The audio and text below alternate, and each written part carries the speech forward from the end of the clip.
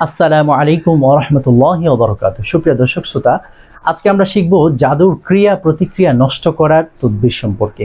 জাদু কিভাবে নষ্ট করতে হয়, ছোট্ট একটা আমল আছে।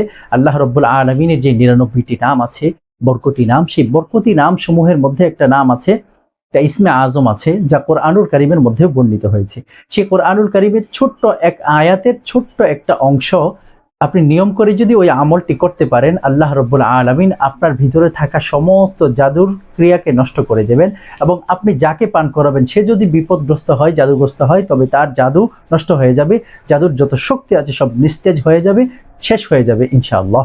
শুধু তাই নয়, এই ছোট্ট আমলটি দ্বারাই, এই আমলটি দ্বারাই আপনার যে ভুলে যাওয়া রোগ, সেই ভুলে যাওয়া রোগ থেকে ইনশাআল্লাহ আপনি মুক্তি পাবেন। আল্লাহ রাব্বুল আলামিন আমলের তৌফিক দান করেন। আমি এখনই আপনাকে আমলটি বলে দিচ্ছি। লা ইলাহা ইল্লা হুয়া, লা ইলাহা ইল্লা হুয়া। এটা কোরআনুল কারীমের সূরাতুল হাশরের শেষের দিকে যে ৩ আয়াত আছে, হুয়াল্লাহুল্লাযী লা ইলাহা ইল্লা হু, সেই আয়াতের একটা অংশ, অর্থাৎ লা ইলাহা ইল্লা হুয়া, লা ইলাহা ইল্লা হুয়া, এই আয়াতটির আমল।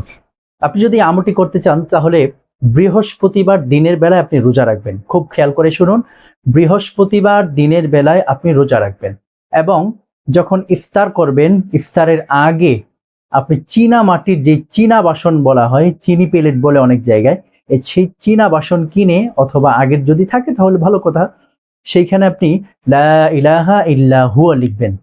লা ইলাহা ইল্লা হুয়া বেজুর কয়েকবার লিখবেন।